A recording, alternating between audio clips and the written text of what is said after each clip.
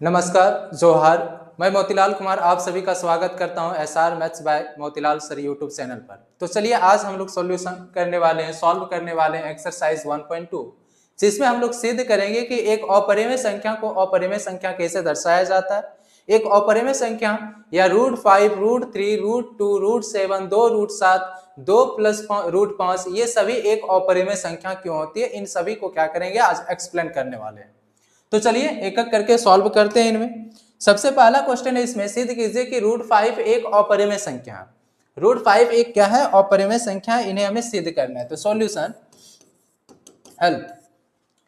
तो मान लेते हैं कि माना कि √5 एक परिमेय संख्या है, परिमेय संख्या है। अब देखिए परिमेय संख्या का डिफिनेशन क्या कहता है कि परिमेय संख्या को p/q के रूप में हम लिख सकते हैं। इसका मतलब ये हुआ कि √5 बराबर क्या होगा? p/q होगा। p/q जहां क्या होता है p और q, जहां p और q एक पूर्णांक है, जहां p और q एक पूर्णांक है तथा P और Q का केवल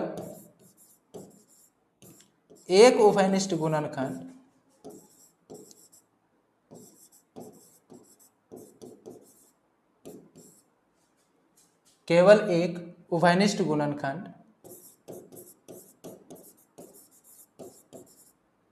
एक है, ये बोल दिया हमने। अब क्या करते हैं, √5 बराबर p/q है, तो √5 बराबर p/q, रूट को हटाने के लिए क्या करेंगे? दोनों तरफ स्क्वायर कर देंगे। तो दोनों तरफ वर्ग करने पर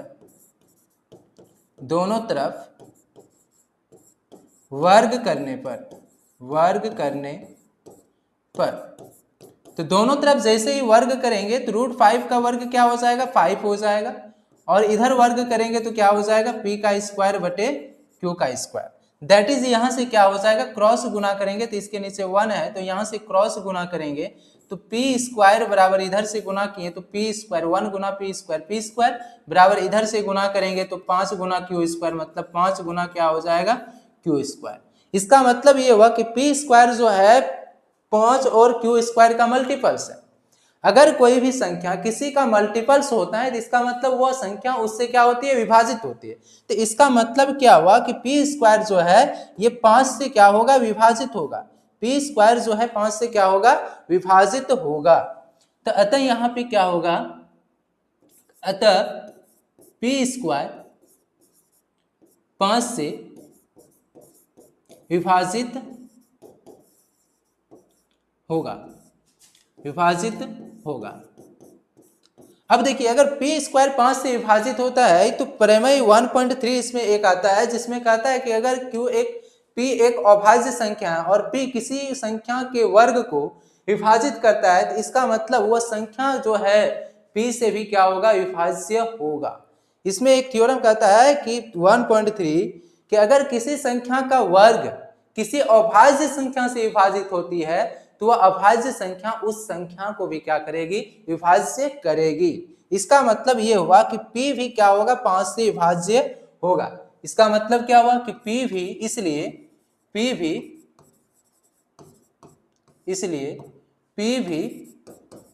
5 से विभाजित होगा।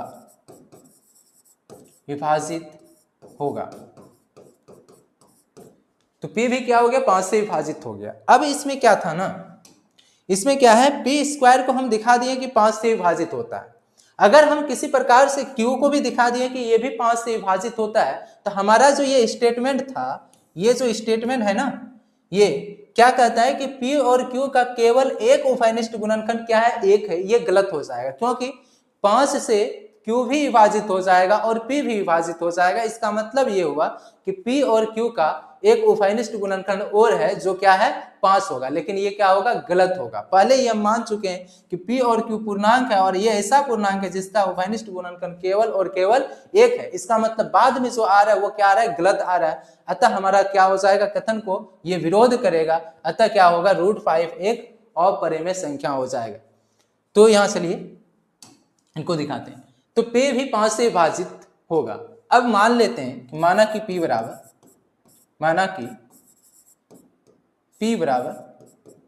5R। अब 5 ही क्यों लिए? क्योंकि अगर √5 को हम प्रूव करेंगे तो 5 लेंगे, अगर √3 को हम प्रूव करेंगे तो 3R लेंगे, अगर √2 को प्रूव करेंगे तो 2R लेंगे, अगर √7 को प्रूव करेंगे तो 7R लेंगे यहाँ पे P का मान। तो आप शीर्ष संख्या को अपरिमेय संख्या साबित करेंगे। जैसे √5 को कर रहे हैं तो 5 लेंगे, √3 को कर रहे हैं तो 3 लेंगे, √2 को कर रहे हैं तो 2 लेंगे। ठीक है, तो माना कि P बराबर क्या हो गया 5R, तो 5R रखते हैं P बराबर, तो हमारा P का स्क्वायर बराबर क्या है 5Q स्क्वायर, 5 × Q स्क्वायर। तो P का वैल्यू कितना रखेंगे 5R, तो 5R का क्या हो जाएगा स्क्वायर बराबर क्या हो गया 5 × Q स्क्वायर। 5 का स्क्वायर कितना होता है 25 होता है, 25R स्क्वायर हो गया बराबर क्या हो गया 5Q स्क्वायर। इसका मतलब 5 से ये कट जाएगा 25 5 बार में, ये हो गया 5 × R स्क्वायर बराबर Q स्क्वायर। इसका मतलब ये हुआ कि Q स्क्वायर जो है 5 का गुणज, 5 का क्या है मल्टीपल्स है। अतः Q स्क्वायर क्या होगा Q स्क्वायर 5 से विभाजित होगा, Q स्क्वायर 5 से विभाजित होगा। अब देखिए P स्क्वायर 5 से विभाजित हुआ तो P भी 5 से विभाजित हुआ, Q स्क्वायर 5 से विभाजित हो रहा है तो Q भी क्या होगा 5 से विभाजित होगा। इसलिए Q भी 5 से विभाजित होगा, Q भी 5 से क्या होगा विभाजित होगा। अब Q भी 5 से विभाजित होता है, Q स्क्वायर 5 से विभाजित हो रहा था तो Q भी 5 से विभाजित होता है। इसका मतलब क्या हुआ कि P और Q दोनों ही क्या हो रहा है 5 से विभाजित हो रहा है, दोनों ही 5 से विभाजित हो रहा है। अतः P और Q का एक उभयनिष्ठ गुणनखंड 5 है जो कि हमारे कथन का क्या करता है विरोध करता है। तो अतः P और Q का एक उभयनिष्ठ गुणनखंड,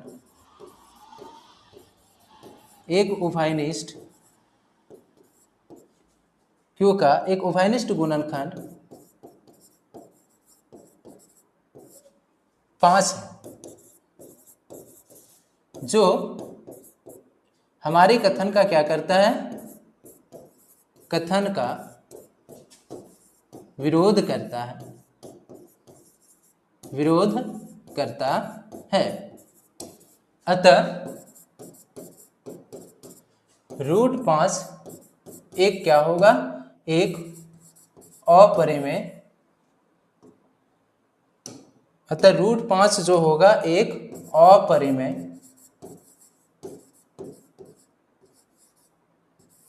संख्या है। अतः √5 क्या हो जाएगा एक अपरिमेय संख्या हो जाएगा। ये क्या हो गया हमारा प्रूव्ड हो गया। ठीक है, तो इसी प्रकार से आप क्या कर सकते हैं √2 √3 √5 √7 को एक अपरिमेय संख्या दर्शा सकते हैं।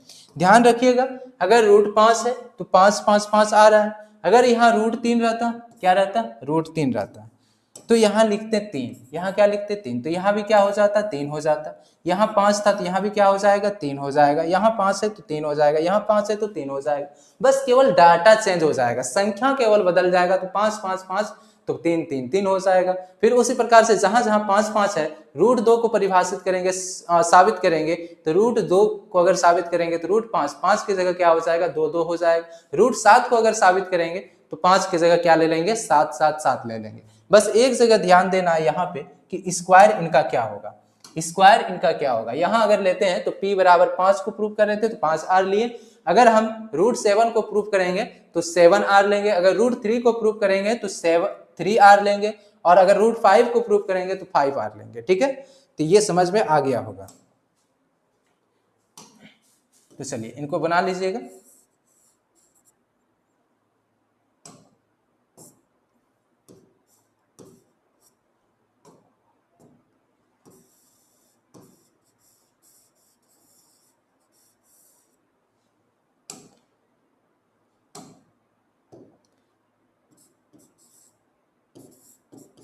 चलिए लिख लीजिएगा इनको।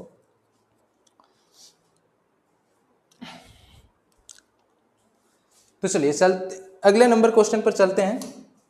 2 नंबर। तो 2 नंबर क्वेश्चन क्या कहता है कि सिद्ध कीजिए कि 3 + 2√5 एक अपरिमेय संख्या। देखिए इस प्रकार की संख्याओं को अपरिमेय संख्या साबित करने के लिए एकदम छोटा सा स्टेप है। अगर इसको मान लीजिए सबसे पहले क्या एक परिमेय संख्या है, अपोजिट मान लेना है, ठीक है। तो हम मान लेते हैं कि ये एक क्या है, अपरिमेय संख्या है। ये अपरिमेय संख्या नहीं परिमेय संख्या है। तो माना कि 3 + 2√5 एक अपरिमेय संख्या नहीं परिमेय संख्या है। इनको हम मान लिए क्या कि ये एक अपरिमेय संख्या नहीं परिमेय संख्या है, परिमेय संख्या है। अगर ये परिमेय संख्या है तो इसका मतलब ये हुआ कि हम इनको p/q के रूप में लिख सकते हैं। इसका मतलब ये हुआ 3 + 2√5 बराबर क्या होगा, p/q होगा। अब बताइए जहां क्या होता है, p और q एक पूर्णांक होता है, p और q एक पूर्णांक है, p और q एक पूर्णांक है। जहां q इज नॉट इक्वल क्या होता है, 0 होता है। जहां q इज नॉट इक्वल 0 है, ठीक। अब देखिए परिमेय और अपरिमेय को यहां से सेपरेट कर लेना है। परिमेय संख्या और अपरिमेय संख्या को क्या कर लेना है, सेपरेट कर लेना है। तो यहां से क्या हो जाएगा, 2√5 बराबर p/q माइनस क्या हो जाएगा 3, +3 था उधर शिफ्ट किए तो -3 हो गया।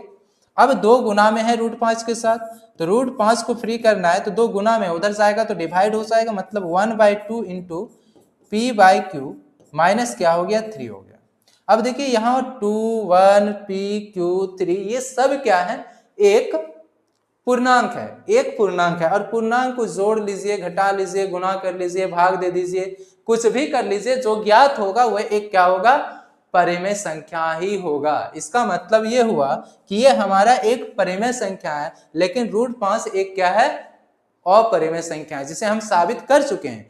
तो इसका मतलब ये क्या बोल रहा है, राइट साइड एक परिमेय संख्या आ रहा है और लेफ्ट साइड एक अपरिमेय संख्या आ रहा है, ये हो नहीं सकता है कभी। एक परिमेय संख्या कभी भी अपरिमेय संख्या के बराबर नहीं हो सकता है, अतः हमारा मानना क्या हो जाएगा, गलत हो जाएगा। इसलिए एक 3 + 2√5 एक क्या होगा, अपरिमेय संख्या होगा। तो चूंकि 1/2 इंटू p/q -3 एक परिमेय संख्या है, परिमेय संख्या है, लेकिन √5 एक अपरिमेय संख्या है, अपरिमेय संख्या है। अतः हमारा मानना गलत है, अतः हमारा मानना गलत है। इसलिए 3 + 2√5 एक अपरिमेय संख्या, एक अपरिमेय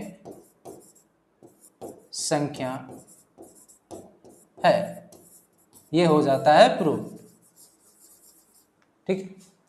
तो इस प्रकार की जो भी संख्याएं रहेगी वह इसी प्रकार से हमें क्या करना है, प्रूफ करना है कि परिमेय और अपरिमेय को क्या कर लेना है, सेपरेट कर लेना, परिमेय को एक साइड और अपरिमेय को एक साइड, ठीक है। चलिए लिख लीजिए।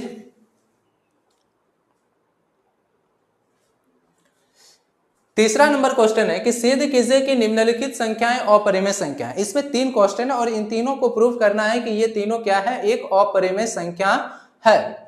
तो ठीक 2 नंबर के तरह ही है, ये 2 नंबर के तरह ही इनको हम लोग क्या करेंगे, परिभाषित करेंगे। तो मान लेते हैं इनको कि एक, माना कि माना कि 1/√2 एक परिमेय संख्या है। माना कि 1/√2 एक परिमेय संख्या है। तो जैसे ये एक परिमेय संख्या माने इनको, तो ये क्या हो जाएगा 1/√2 p/q के रूप में हो जाएगा। जैसे ही हमने 1/√2 को एक परिमेय संख्या बोला, तो हम क्या कर सकते हैं, इनको p/q के रूप में लिख सकते हैं। अब ये p/q हो गया, जहां क्या होता है p और q पूर्णांक है, जहां p और q एक पूर्णांक है तथा q इज नॉट इक्वल 0 है। ठीक है, तो अब यहां से q इज इक्वल क्या हो जाएगा, q इज इक्वल हो जाएगा √2 into p। That means q by p is equal क्या हो जाएगा √2। इसका मतलब q बाई p जो होगा एक क्या होगा, परिमेय संख्या होगा। क्यों? क्योंकि q बाई p एक परिमेय संख्या होगा, और वो क्या होगा, वो क्या हो जाएगा, एक मिनट,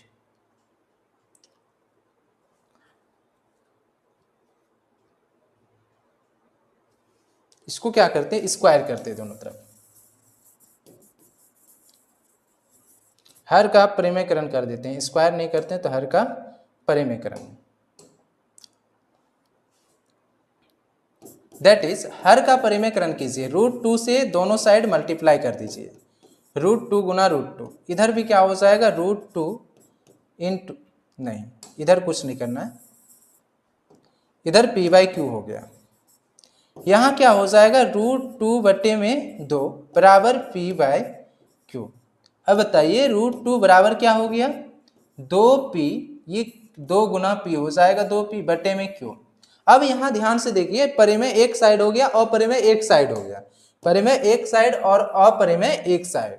इसका मतलब क्या हुआ, देखिए हम राइट साइड क्या देख पा रहे हैं कि p q और 2 एक क्या है, पूर्णांक है।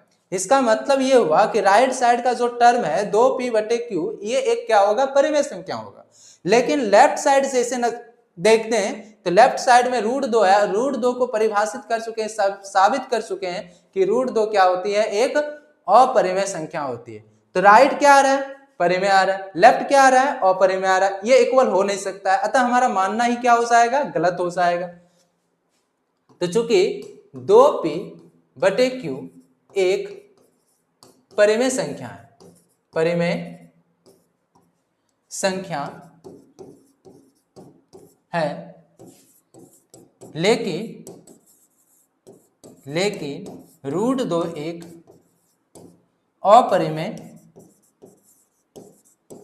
अपरिमेय संख्या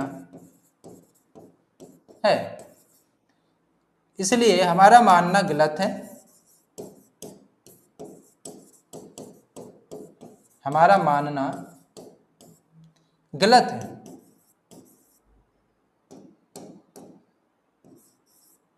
गलत है, अतः 1/√2 एक अपरिमेय संख्या है। ये प्रूव्ड हो गया। ठीक है, चलिए अगला नंबर क्वेश्चन है, इसमें 7√5, ये था, हो गया। जिस प्रकार से इनको प्रूफ किए उसी प्रकार से हम क्या करेंगे, 7√5 को भी क्या करेंगे, प्रूफ करेंगे। ये सब सिमिलर क्वेश्चन है।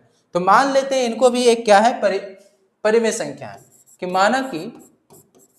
माना कि 7√5 एक परिमेय संख्या है, एक परिमेय संख्या है। अब ये परिमेय संख्या है, इसलिए हम इनको 7√5 को p/q के रूप में लिख सकते हैं। अब p/q में p और q दोनों ही क्या होता है, पूर्णांक होता है, जहां p और q एक पूर्णांक है तथा q इज नॉट इक्वल क्या है, 0 है। ठीक, अब 7√5 बराबर पी बाई क्यू है, तो √5 बराबर क्या हो जाएगा, 7 गुना में उधर से आएगा तो डिवाइड हो जाएगा, नीचे आ जाएगा तो 5 क्यू हो जाएगा। अब देखिए ये सेपरेट हो चुका है, √5 इधर, उधर पी बाई 5 क्यू। अब पी क्यू तो पूर्णांक था ही था, 5 भी क्या है, पूर्णांक है। इसका मतलब ये हुआ कि पी बटे 5 क्यू, पी बटे 5 क्यू, ये दोनों क्या होगा, पी बटे 5 क्यू जो है ये टोटली क्या होगा, एक परिमेय संख्या होगा। तो चूंकि यहाँ पे क्या देख पा रहे हैं कि p बटे 5 क्यू, p बटे 5 क्यू एक परिमेय संख्या है, एक परिमेय संख्या, एक परिमेय संख्या है। लेकिन √5 एक अपरिमेय संख्या है, एक अपरिमेय संख्या है, इसलिए हमारा मानना गलत हो जाता है। इसलिए हमारा मानना जो था, मानना गलत है। अतः 7√5 एक अपरिमेय संख्या है। ये प्रूव्ड हो गया, ठीक है। तो चलिए अगला नंबर है, आखिरी सवाल है इसका, 6 + √2 साबित करना है कि 6 + √2 जो है एक अपरिमेय संख्या है। तो सिमिलर प्रोसेस है इनके लिए भी कि माना कि 6 + √2 एक अपरिमेय, सॉरी, माना कि 6 + √2 एक परिमेय संख्या है, परिमेय संख्या है।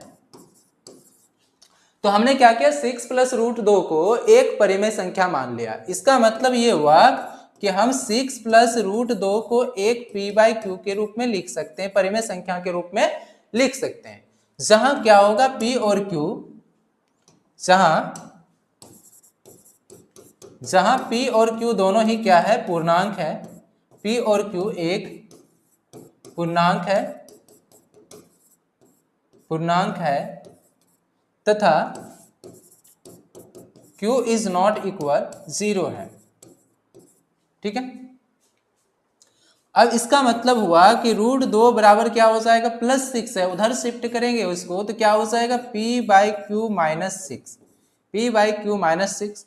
इसका मतलब यह हुआ कि √2 बराबर, इसका एलसीएम लेंगे तो q आएगा, ये p माइनस क्या हो जाएगा, 6q हो जाएगा। अब देखिए p, q और 6 ये तीनों चीज है। अब p, q, 6 इस टर्म में है और तीनों ही क्या है, एक पूर्णांक है। p, q तो ऑलरेडी पूर्णांक माने थे इनको, और 6 भी एक क्या है, पूर्णांक संख्या है। तो जब भी पूर्णांक संख्या को जोड़ घटा गुणा भाग करते हैं तो पूर्णांक ही ज्ञात होता है, जो क्या होता है, एक परिमेय संख्या होती है।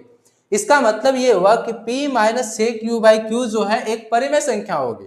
तो चूंकि हमारा यहाँ जो राइट साइड देख रहे हैं, p - 6q बाई क्यू है, ये एक क्या होगा, परिमेय संख्या होगा। तो p - 6q बटे q एक परिमेय संख्या है, एक परिमेय संख्या है। लेकिन √5 एक क्या है, नहीं, √2 है, लेकिन √2 एक अपरिमेय संख्या है, अपरिमेय संख्या है, इसलिए हमारा मानना गलत है। हमारा मानना क्या हो जाता है, गलत है। अतः 6 + √2 एक अपरिमेय संख्या